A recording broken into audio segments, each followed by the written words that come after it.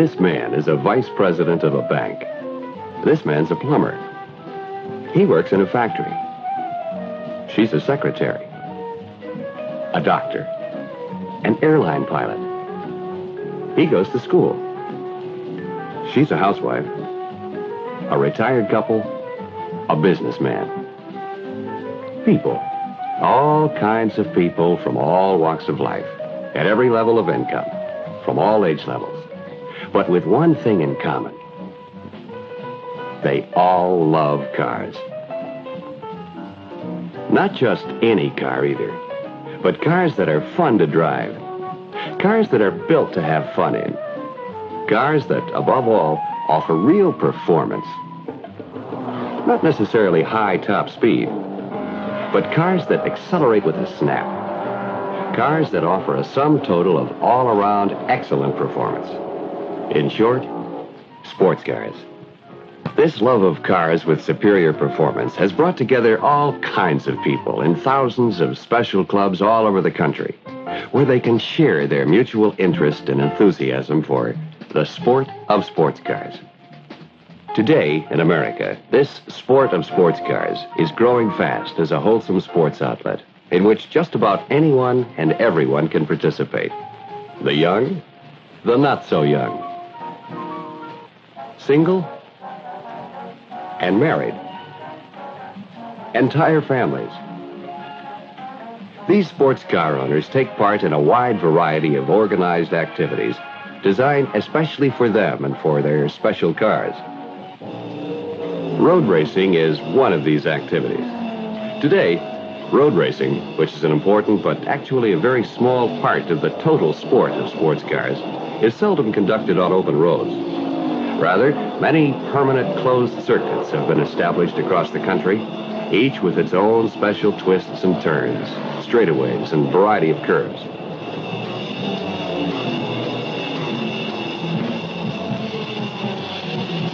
Such as this Road America course in Elkhart Lake, Wisconsin.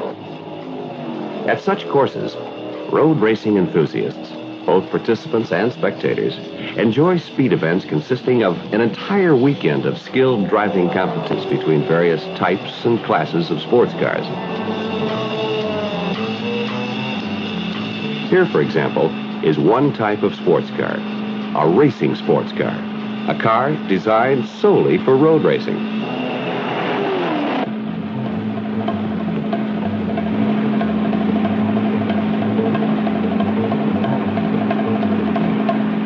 This Ford Mark II prototype is allowed to race only against cars in its own class, such as the high-powered Italian Ferrari and the Chevrolet-powered Chaparral prototypes. The American-made Corvette, on the other hand, is called a production sports car, a car that is designed primarily for street use. The Corvette races against such other production sports cars as the German Porsche and the Ford-powered American Cobra. 22 such classes have been devised for road racing enthusiasts so that every man, no matter what the size of his pocketbook, has a chance of winning. When a man brings his car up to the starting grid, he knows that he is competing against cars of similar performance capabilities. Aside from his ability to tune up his car, the real difference in the race lies in himself, in his driving knowledge and skills. If he goes into a curve too fast, he'll spin up.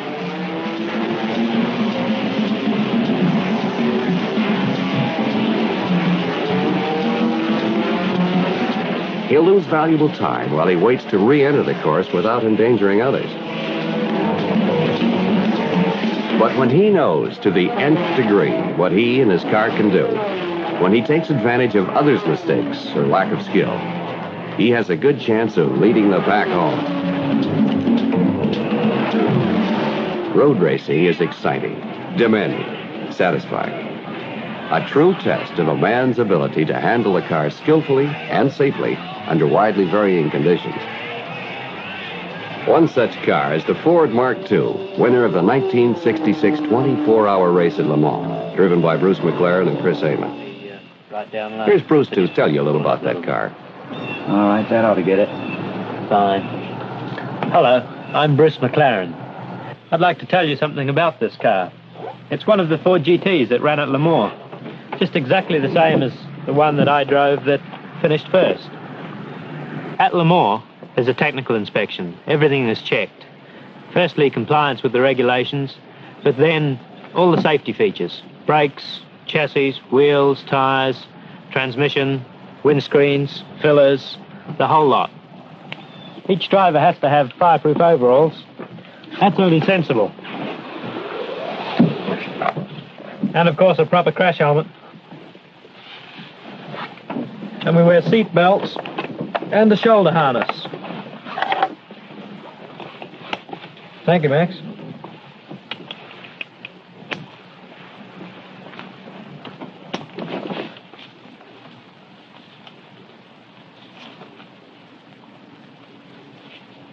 Come with me and I'll take you for a run around the track.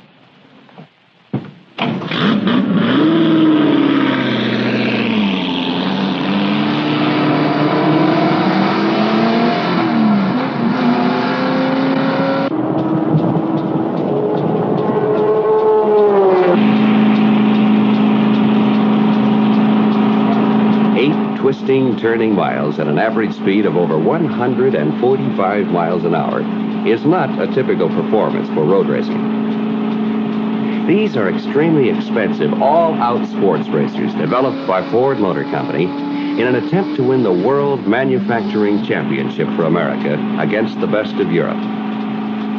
A championship decided in 9 international races, such as the Daytona Continental in Florida, and the world-renowned 24-hour race at Le Mans in France.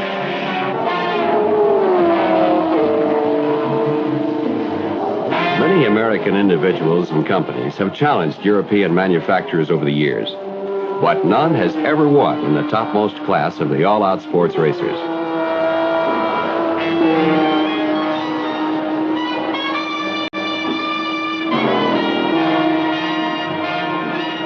But in 1966, American Fords won an overwhelming lead against the great red Ferraris of Italy, including a 1-2-3 sweep at Le Mans, the toughest and most challenging of the international races. Much to the satisfaction of road racing enthusiasts in the United States. Some of these young men may someday drive in international competition, where they are sharpening their skills in every race they run.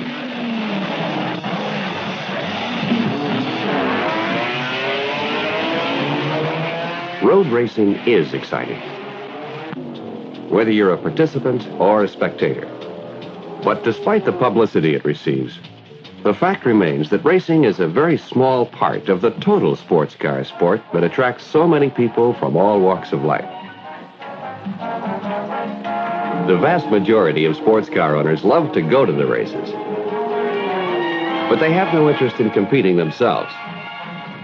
They participate in the many other activities open to them and to their families through the thousands of different sports car clubs across the country.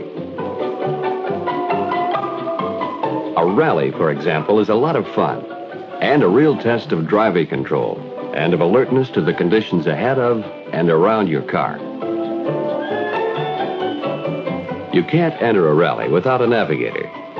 Who else but the wife? What better way to enjoy the company of those sharp-eyed kids of yours and let them have a ball as they learn the value of steady driving and alert watchfulness? Of course, a single man needs a navigator and pit help too. And many a girlfriend has become a wife by sharing an interest in sports cars. Basically, a rally is very simple. Everyone meets at the rally takeoff point. Here, the rally master hands out a set of instructions to each driver-navigator team. Instructions that will keep them well occupied for the 3 or 4 hours an average rally takes to complete. These instructions will guide the participants from the takeoff point to their destination or rally point, which is unknown to them by name or location, and which can only be found by accurately following every instruction so that they remain on the pre-planned route while traveling at a predetermined and always legal speed. Typical rally instructions might start out, Average speed is to be 26 miles an hour. Turn left out of parking lot. Turn right at third stoplight. Go 1.3 miles to Fork and Road. Go north at Fork. At second gravel road, turn right. Turn right after 2.2 miles and change average speed to 33 miles an hour. Sound easy? Well, hidden along the way are checkpoints, and no rallyist knows where they are. If the driver and navigator have followed the route accurately, at the exact average speed, they will arrive at the first checkpoint in, say, 36 minutes and 29 seconds. No more and no less. If they're right on time, they receive no penalty points. But if they come across the unknown checkpoint too soon or too late, they do receive penalty points. Usually 1 point per second for being late and 2 points per second for arriving too soon. So the challenge is to stay on course and on time all the time, so that you pass each checkpoint with as few penalty points as possible. For the driver-navigator team with the lowest number of penalty points wins the rally. From the rally takeoff point, each car starts separately, usually at 1-minute intervals.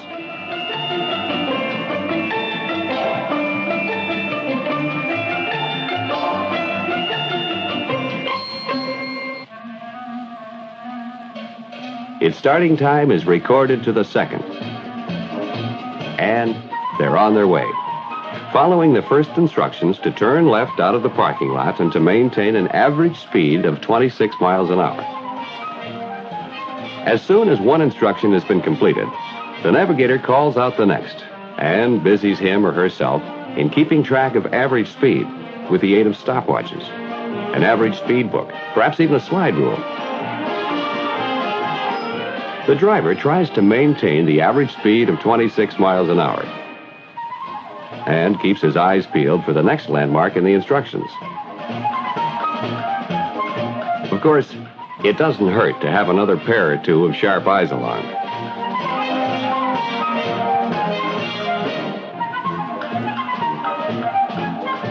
If there are any delays en route, railroad crossings, stop signs, the navigator is going to have to keep track of exactly how many seconds were lost and translate them as quickly as possible into an increased rate of speed to pick up the lost time and put them back where they would have been at a steady 26 miles an hour average. It's a real challenge, but very important to maintain the average speed called for. And not to make a wrong turn so that you have to backtrack, because you never know. Checkpoint. Suddenly, where it can't be seen until you're on it, there's a checkpoint, where the time of arrival is recorded to the second and duly noted on the team's record card. Not many participants get by a checkpoint without a good number of penalty points. But the lower the number, the better. And off they go again to a fresh start, combining steady driving with a keen outlook all around, sharpening their senses and alertness, following instructions to the letter so that they stay on course, on time, all the time. Until at last they come to the unknown destination.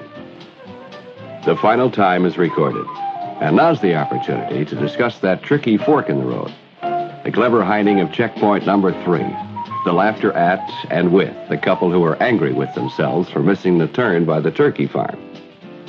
And what do you know? Looks like the end of an exciting day for everyone, with plenty of fun for sports car owners and their families in a rally.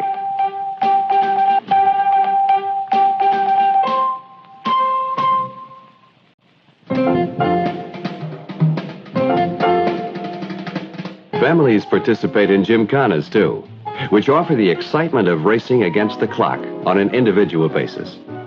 With a single car among them, husband, wife, and junior can participate in the challenge and excitement.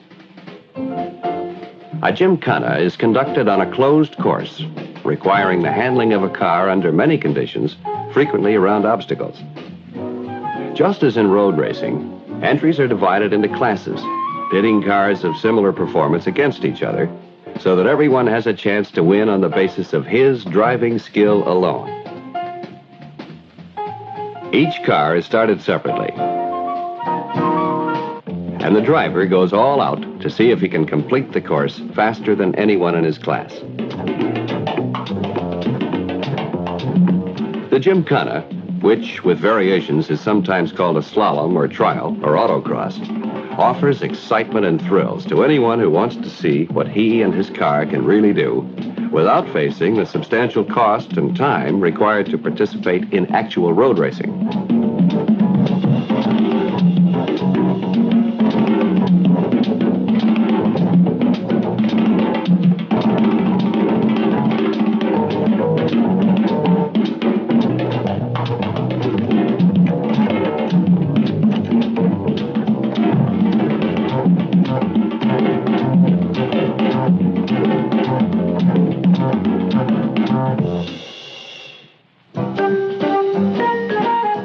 There are other activities conducted by sports car clubs, such as auto shows and driving schools.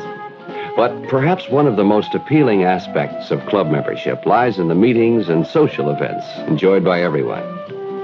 Usually, a sports car club will get together at least once a month in a combination business and social affair. Even for those who don't participate in rallies and other car events, these meetings provide a warm social outlet where they can make lasting friendships with others who share their feelings about sports cars, and usually about other interests as well. Frequently, the barbecues, dances, banquets, skiing trips, and other social events may have nothing whatever to do with cars, but they provide a good excuse to get together with companions and friends and families who enjoy a common bond. Families? If you've come to suspect that the sport of sports cars is really a family sport, you're entirely correct. The whole family packs up to spend a day watching the races, usually with a nice picnic lunch on hand.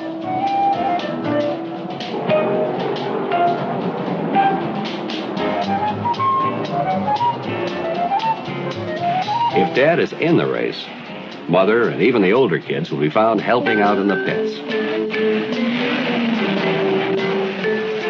The sport of sports cars is indeed a wholesome family sport, and a sport that is suddenly growing rapidly in America.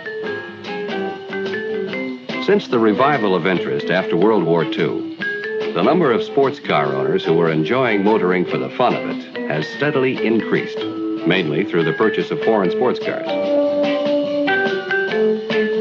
By early 1964, there were approximately 500,000 sports cars in the country, of which only a few thousand were American-made. But in May of '64,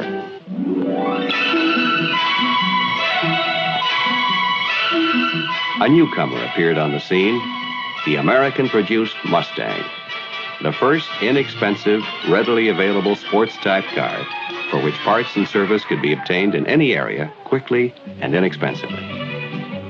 With this newcomer, the sports car field opened up. In just 2 years after its introduction, over 1 million of these Mustangs were added to the sports car population of the country. People who had apparently been looking at sports cars with desire found the American newcomer offered them the practical utility they needed, with the flair and appeal and characteristics of the sports car they wanted. The door was opened. New Mustang owners quickly joined established sports car clubs to enjoy the fun of their activities. Almost overnight, other owners formed hundreds of exclusively Mustang clubs for themselves and began to hold meetings and to stage Mustang rallies and gymkhanas, and to enjoy the good fellowship of sports car owners at their own social events.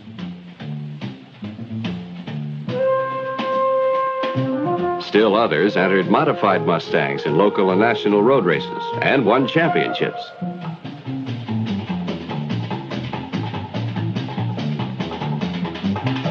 This obvious great desire of Americans to own a practical sports car quickly sent Detroit to its drafting boards. And now, based on the concept of low-cost, easy maintenance, quick service, and family utility. These cars are coming off the production lines, opening the door for even more millions of Americans to enjoy the sport of sports cars. Looks like sports car fun is here to stay.